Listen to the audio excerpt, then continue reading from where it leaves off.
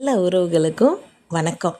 June 27, 1964 கேரளாவின் கோழிக்கோடு மாவட்டத்தில் இருக்க பயோலி என்ற ஒரு சிறிய கிராமத்தில் ஒரு ஏழை குடும்பத்தில் பிறந்தாங்க பிளவுள்ள கண்டி தெக்கம்பரம்பில் உஷா, சுருக்கமாக பிடி உஷா. தந்தை பைத்தால் ஒரு சிறிய துணிக்கடை வச்சுருந்தார். வறுமை சூழ்ந்த குடும்பம். சிறு வயசுலே உஷாவுக்கு கடுமையான உடல்நலக் குறைவுகள் இருந்தன. ஆனால் பள்ளிக்கு செல்ல தொடங்கியதும் அவரிடம் இருந்த ஓட்ட வேகம் அனைவரையுமே ஆச்சரியப்படுத்தியது. உங்களுக்கு தெரியுமா, உஷாவுக்கு பயிற்சி செய்ய நவீன தடகள மைதானங்களோ விலையுயர்ந்த ஷூக்களோ அன்னைக்கு கிடையாது. தன்னோட வீட்டின் அருகில் இருந்த கடற்கரையில் தளர்வான மணலில் வெறும் காலோட ஓடி தான் தன் கால்களின் தசைகளை இரும்பு போல மாற்றினாங்க அந்த சிறுமி. 1976 கேரள அரசு பெண்களுக்காக ஒரு சிறப்பு விளையாட்டு பள்ளியை தொடங்கியது.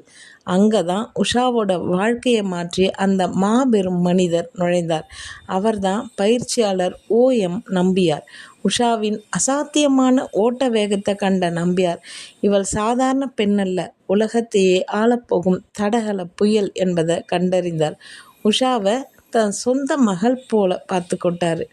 கடுமையான பயிற்சிகள், அதிகாலை 4 மணி ஓட்டம், முறையான உணவு என உஷாவை ஒரு ஜெட் விமானம் போல செதுக்கினார் நம்பியார்.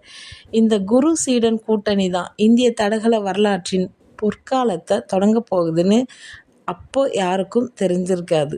1982 புதுடெல்லியில் நடந்த ஆசிய விளையாட்டுப் போட்டிகளில் உஷா களம் இறங்கிய போது அவருக்கு வயது 18. நூற்றுக்கணக்கான சர்வதேச வீராங்கனைகளுக்கு மத்தியில் உஷா 100 மீட்டர் மற்றும் 200 மீட்டர் ஓட்டப்பந்தயங்களில் வெள்ளி பதக்கங்களை வென்று அசத்தினார். ஆனால் இது வெறும் ஆரம்பம்தான். 1986 சியோலில் நடந்த ஆசிய விளையாட்டுப் போட்டிகளில் பிடி உஷா செய்த சாதனை இன்னைக்கு வரைக்கும் முறியடிக்க முடியாத ஒன்று. அந்த ஒரே ஒரு தொடரில் மட்டும் உஷா 4 தங்க பதக்கங்களையும் ஒரு வெள்ளி பதக்கத்தையும் வென்று ஆசியாவையே தன் காலடியில் கொண்டு வந்தார். யார் இந்த இந்திய பெண்? சிறுத்தை போல ஓடுறான்னு உலக ஊடகங்கள் வியந்து எழுதின. அன்று முதல் அவர் பயோலி எக்ஸ்பிரஸ் என்று அழைக்கப்பட்டார். இப்போது நம்ம உஷாவோட கரியரில் மட்டும் இல்லை, இந்திய விளையாட்டு வரலாற்றிலே மிக முக்கியமான நெஞ்சையே உழுக்கிற அந்த பக்கத்துக்கு போகலாம். 1984 அமெரிக்காவின் லாஸ் ஏஞ்சல்ஸ் நகரில் ஒலிம்பிக் போட்டிகள் நடந்தது. 400 மீட்டர் தடை ஓட்ட பிரிவில் உஷா இறுதிப் போட்டிக்கு தகுதி பெற்றாங்க. ஒலிம்பிக் தடகள இறுதிப் போட்டிக்கு தகுதி பெற்ற முதல் இந்திய பெண் உஷா தான். துப்பாக்கி சத்தம் கேட்டதும் உஷா சிறுத்தை போல பாஞ்சாங்க.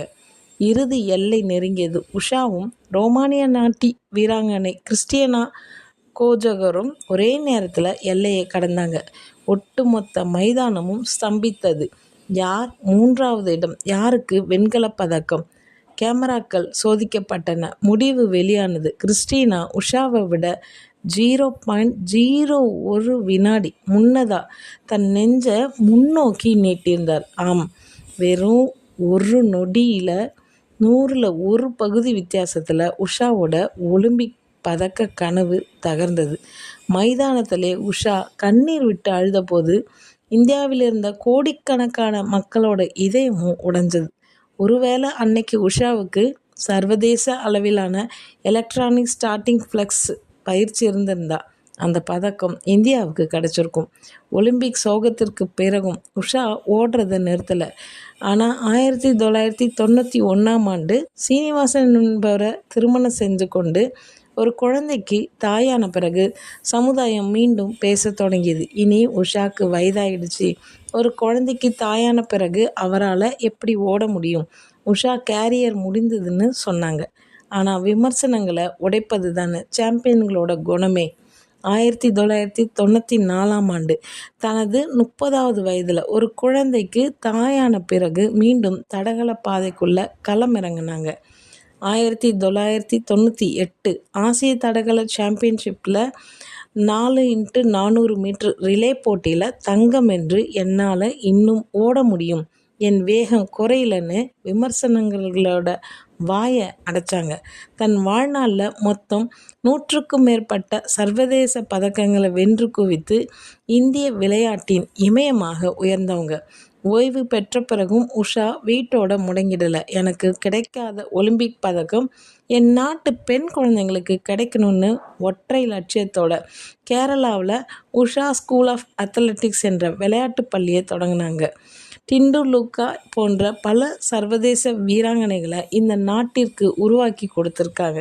அவரது சாதனைக்கும் நேர்மைக்கும் கிடைத்த ஆகச்சிறந்த அங்கீகாரமாக டிசம்பர் 2022 இந்திய ஒலிம்பிக் சங்கத்தின் முதல் பெண் தலைவராக பிடி உஷா ஒருமனதாக தேர்ந்தெடுக்கப்பட்டார். 95 ஆண்டு கால இந்திய ஒலிம்பிக் சங்க வரலாற்றில் ஒரு வீராங்கனை இந்த உயரிய பதவியை அடைந்தது அதுவே முதல் முறை. பத்மஸ்ரீ, அர்ஜுனா விருது என பல உயரிய விருதுகளை பெற்ற உஷா இன்னைக்கு இந்திய விளையாட்டுத்துறையின் உச்ச அதிகார அமைப்பில் அமர்ந்து புதிய சரித்திரத்தையே வழிநடத்தி வராங்க. பிடி உஷா அவர்களின் இந்த 40 ஆண்டு கால பயணம் நமக்கு சொல்லும் பாடம் ஒன்று தான். வசதிகள் இல்லைன்னு முடங்கிறதோ, 0.01 வினாடியில் தோல்வி கிடைச்சிடுச்சேன்னு சோர்ந்து போகிறதோ ஒரு சாம்பியனோட குணம் இல்லை. காலில் ஷூ இல்லாட்டாலும் ஓடு, சமுதாயம் பழித்தாலும் ஓடு. உன்னுடைய ஓட்டமும் உழைப்பும் நேர்மையாக இருந்தால் ஒரு நாள் இந்த தேசத்தின் விளையாட்டுத்துறையே உன்னுடைய கட்டுப்பாட்டின் கீழே வரும். சரித்திரம் படைத்த விளையாட்டு ராணிகள் பிளேலிஸ்டில் பயோலி எக்ஸ்பிரஸ் பிடி உஷாவின் இந்த அக்னி பயணம் உங்களுக்கு எந்த அளவுக்கு உத்வேகம் கொடுத்ததுன்னு கமெண்ட்டில் சொல்லுங்கள். உங்களுடைய அன்பும் ஆதரவும் எங்களுடைய மிகப்பெரிய பலம். நன்றி, வணக்கம்.